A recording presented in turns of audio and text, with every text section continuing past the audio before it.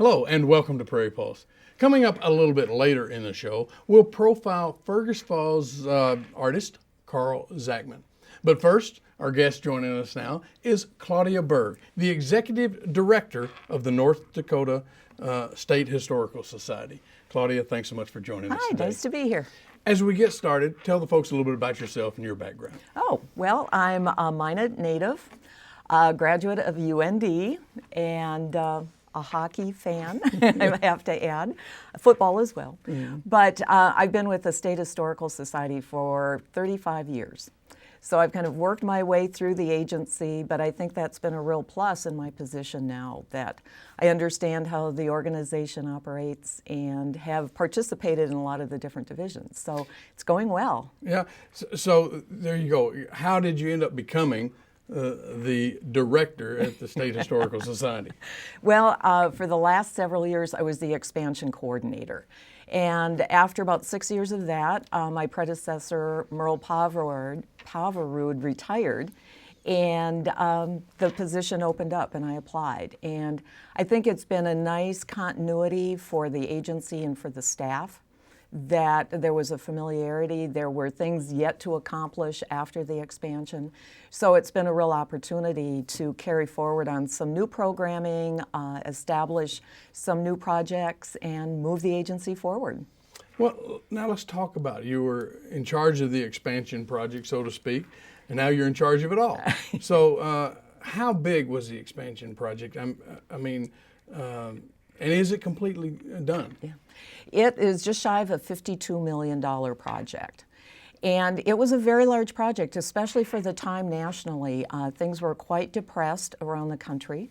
So with our budget, it was a large budget. And we did get a lot for our money when we went out to bid.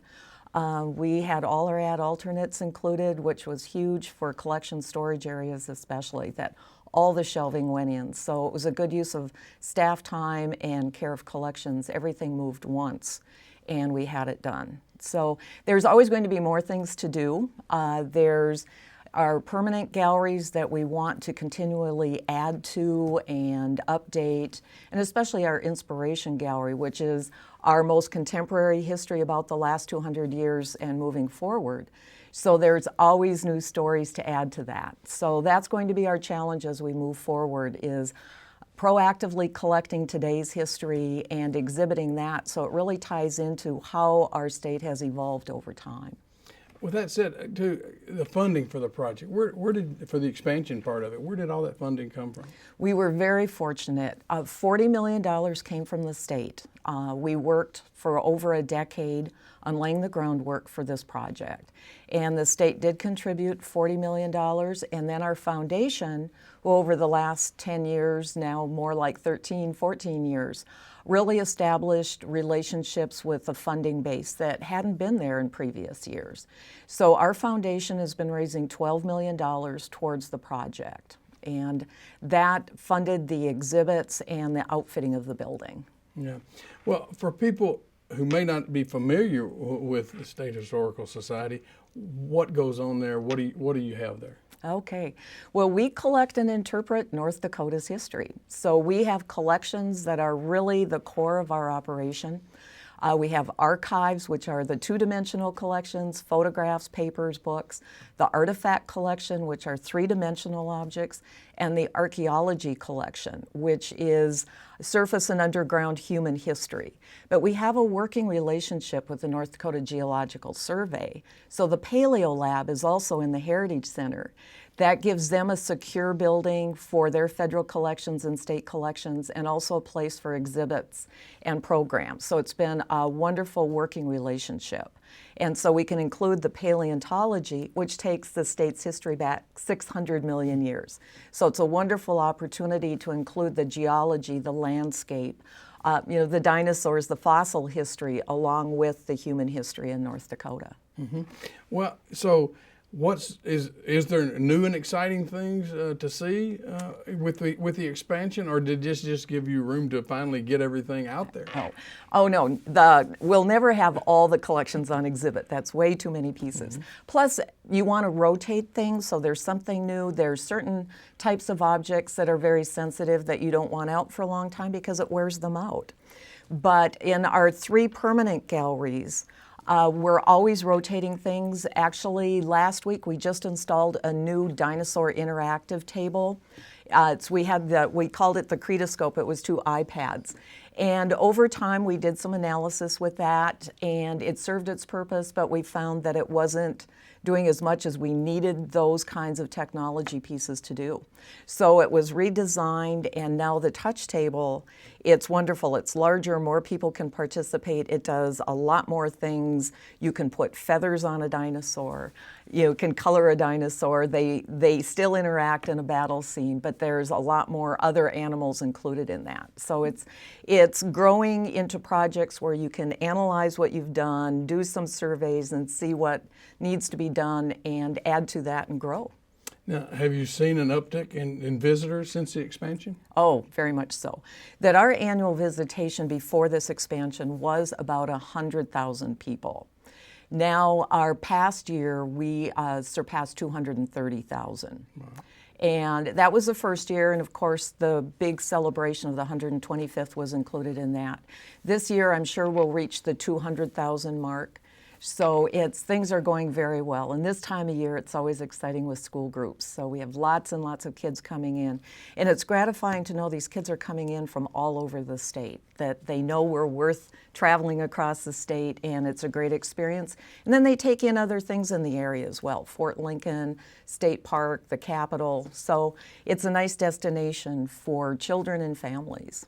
Yeah, you mentioned the geologic time exhibit. So I assume it's been a big draw for you. Oh, very much so. Dinosaurs are always popular. So it's been a lot of fun watching young families come in. That we have the Treehouse exhibit now that opened late last year. And that's really a children's area, kind of pre-K through first, second grade.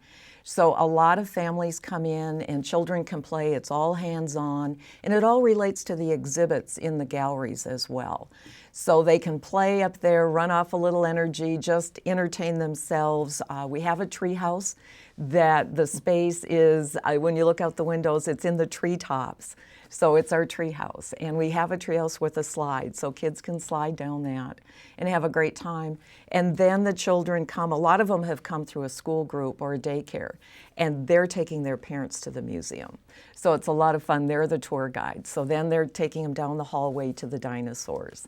So it's a great place for families, and it's been a lot of fun to watch these kids interact with the exhibits, and it becomes part of their memories, as we still have people coming in that have fond memories of the Liberty Memorial building that's next door to us, that was there for many, many decades before the Heritage Center opened. So there's lasting memories people have when they visit a museum and find their favorite objects. So it's fun to talk to people that, what interested them and the effects it had on them in their lifelong journeys. Well, I like that. Not just the grandparents taking the kids are taking the grandparents. Absolutely. Now, I understand there's been a couple of controversies. We just want to touch on those real quick. Is there a lawsuit with a contractor over the payment of the Heritage Center, and what's going on with that? Okay. Well, I can't really comment on it much. We have a law firm that's handling our case, and right now we're just waiting to see what's next. Okay. And then there were some complaints recently over a green exhibit that you had by the public and the oil industry. And can you tell us what actually went on there? Okay.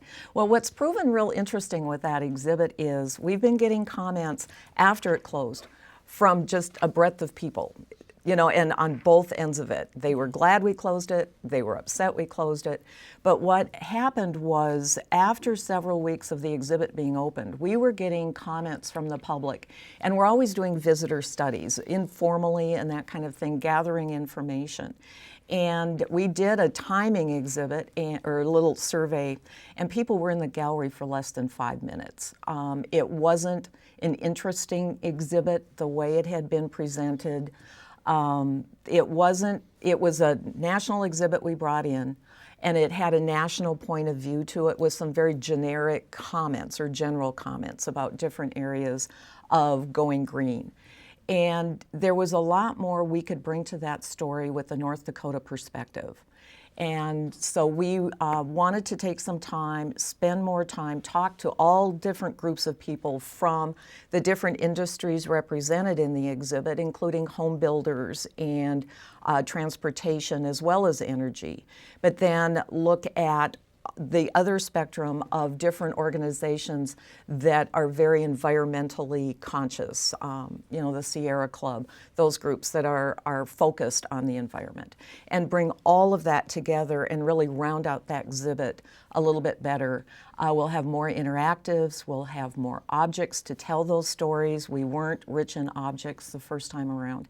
And I have to say, the staff did a really good job with it in that it's 5,000 square feet. It's a new gallery for us, and our staff is not large. And they did everything they could to present that exhibit with the resources they had. So it's been a learning curve for us on what we need to do in the future for that gallery and the resources and time it's going to take to really do large, comprehensive exhibits in that space. Okay. Well, does the Historical Society take stances on issues when looking at exhibits or not? Not really, no. We see our job as being presenting information and the spectrum of information. And visitors come with their own perspectives on things. They can leave with their own perspectives on things. We'd like to provide more information to broaden that perspective or enhance that perspective. But we've had people, in Geologic Time Gallery that have, had some challenges with the time frame we present. And it's up to the visitor to leave with what they'd like. Okay. Do you feel like there's been any fallout over these issues at all? No, not really. It's actually been kind of interesting because with the Green Revolution exhibit, it's been interesting to see. It's given people a platform to voice their opinions.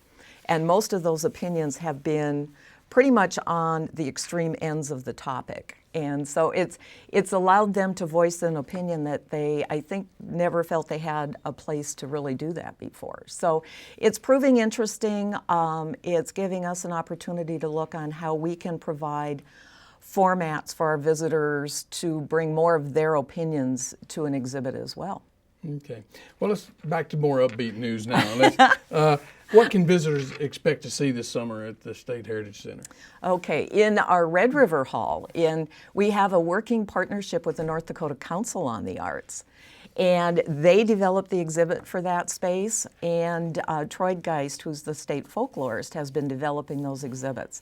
And currently we have Guy Paulson, who's from the Fargo area, and he is a wood carver in the Norwegian style. So it's a small exhibit, but just exquisite pieces of work that he's produced. And those exhibits are up for about a year, so that'll be up through the summer. So it's an ethnic journey as well as just a beautiful crafts exhibit as well. The new Dinosaur Interactive is just up in the Geologic Time Gallery. We're enhancing the Early Peoples Gallery with some additional interactives and opportunities. The Inspiration Gallery, we are working on adding some new things there as well. And our smart boards, which are these interactive boards in all three of our permanent galleries, we have received a grant, some special funding, and we're really kind of leading the nation in using those in a museum environment. So our docents have been busy working on those. We've been working with teachers. It's a great place to incorporate curriculum, but just interactive, fun things for kids to do that relate to information in those galleries. So that's a really new, big opportunity for us to really take that further. We have in the Mouse River Hall, it's an exciting new program, and that's a working relationship with the North Dakota Indian Affairs Commission. They're really taking the lead on the North Dakota Native American Hall of Honors. And we'll have some new objects in that space later this summer, but the inaugural opening or initiation of the newest members into that Hall of Honors will happen the first day of the United Tribes Powwow in early September. So that's going to be a wonderful addition to the Heritage Center, and it doesn't exist anyplace else in the state. So it's a wonderful opportunity to recognize the Native American community for their leadership, their arts, veterans, and it's going to be a great addition to the Heritage Center. Well, in addition to all that, you oversee the forts across the state. Yes. Can you tell us a little bit about that? Our state historic site system. We have 57 sites. 10 of those have museums and interpretive centers. Our newest one is the Welk Homestead, and it opened last summer, and it's doing well. The new exhibits will go in next summer. We had to schedule things out a little bit to make everything work, but they're all open. Most of those sites with museums are open year-round. Memorial Weekend, they do start with their summer hours, so they'll be open longer and more days. And there's a lot of good things to see out there. It's the state has a wealth of information, just traveling the landscape, seeing the crops, visiting local museums as well. There's over 170 county and local museums in North Dakota. So you can travel anywhere in the state and get a German-Russian experience, or get a Scandinavian experience or an ag experience. So there's lots of opportunities across the state around our state historic sites. Well, now you mentioned summer hours at some of the places, but the Heritage Center hours are pretty much the same year-round? Yes, we are open 7 days a week. We are only closed 4 days a year, and we are free to the public. So it's a very family-friendly experience. And yeah, it's 7 days a week, so we should be able to meet anyone's working or family schedules. Okay. Well, in June, I understand you've got a celebration of the National Historic Preservation Act. Yes. What is that? Well, it was 50 years ago that this National Historic Preservation Act was put into place. And it really was to save historic structures across the country. It's a national act. And North Dakota has an active program as well. And we have an exhibit that just went up this week, and there'll be programming across the state.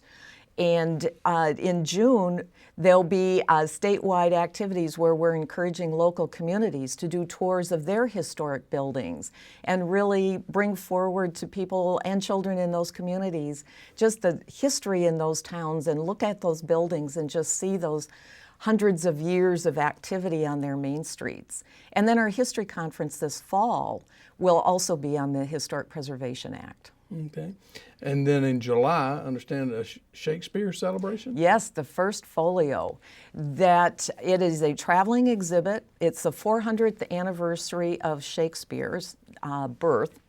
And it's traveling to 52 venues, and the Heritage Center is the North Dakota venue.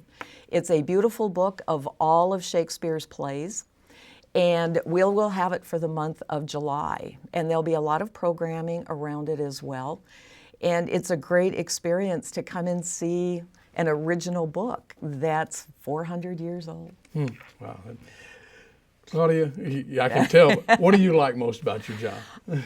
Oh, it's hard to say. It's really, I think it's all the opportunities that we have. We have stellar collections in so many areas. We've got a wonderful staff that's very dedicated to what they're doing and very well informed, and it's so much fun working with them and all of their ideas and our constituents across the state. We have many, many partnerships to make all this programming work. And it's combining those resources and really bringing the best experience to our visitors that we can. Running out of time. If people want more information, where can they go? www.history.nd.gov. Claudia, thanks so much for joining us today. Thank you. Stay tuned for more.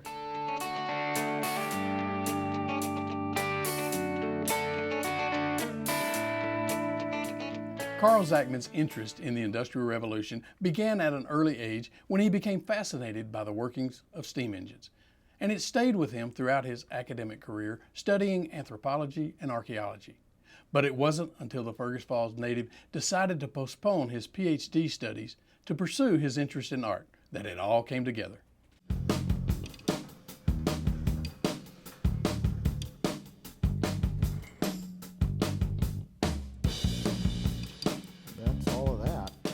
I was a kid that was always interested in history museums, model railroads and trains, threshing shows. I actually ended up getting my steam license and I volunteer at different shows as I'm able and my schedule allows. The thing I love about stuff from the Industrial Revolution in general is that all of the moving parts are exposed. You can see how they work. It's a different world and a different time. Artwork I do is kind of a melding of all of my interests and passions for engineering, history, and art.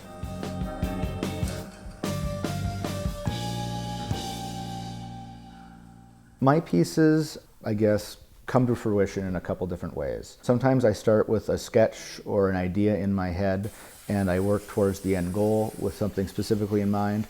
Other times I will just cut out gears of different patterns and colors and sizes, and I start just rearranging things until I find something I like. It's more organic. Once that's done, I work out the technical details about, levels and planes and what spins where and how things move and what direction things are going to spin. And then I start working on the panels, what colors and textures, size, direction, things like that.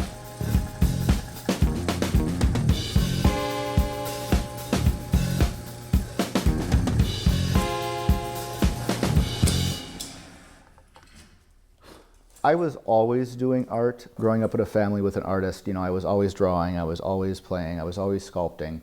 When I was younger, my father had a ceramic studio, so I got to play with the clay and mold it and watch the firing process and all that kind of stuff. I was interested in sculpture and ceramics.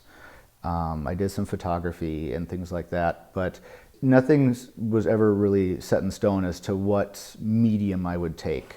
Just talking to my dad, we were thinking about directions that I was going to try the art thing, but I really hadn't, didn't have a solid concept. And we were talking about some of the steam shows and things like that and what my interests were. And my dad just, one of those comments, the little comments that's just off the cuff, says, you can make art out of gears. And I just that's it. I grabbed it. That's mine. I know exactly what I'm going to do.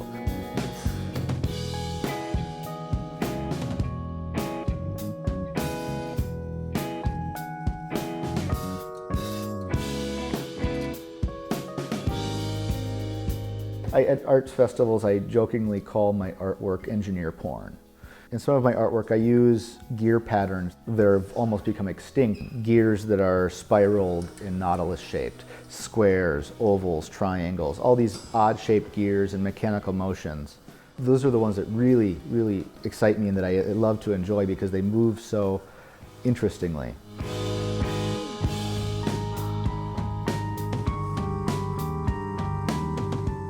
All of the gears I make myself. They are based off of historic patterns. First, the curved spokes, I actually spent about a month of evenings going through archival sources, trying to find out the proportions and why they were shaped the way they were and how they were shaped, just so that when I recreated them, I would get the proper look.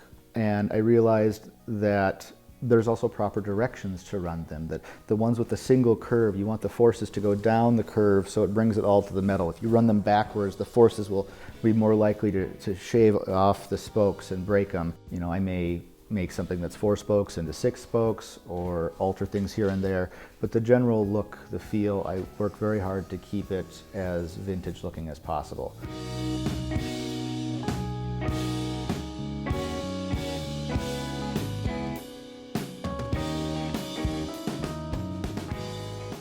Art is something that, to me, evokes thought and emotion and feeling. And, that can be the gamut from shock to disgust to affection to love. I try to invoke, in a way, a sense of wonder and a sense of nostalgia. With a degree in anthropology and archaeology, it's not just about the artifacts. As an anthropologist, I like the people watching. I get to interact with people. I get to watch them look at my work and see their reactions. I get to watch people smile and kids point and ask questions and get excited. And it's a wonderful thing.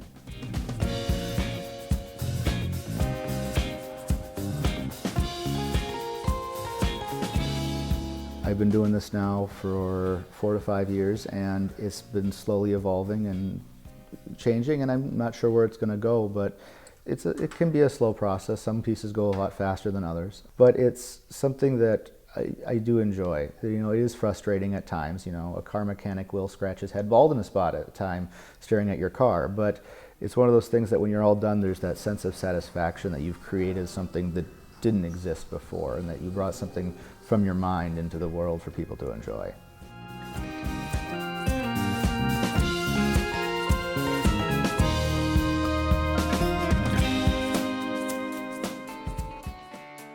Well, that's all we have on Prairie Pulse for this week, and as always, thanks for watching.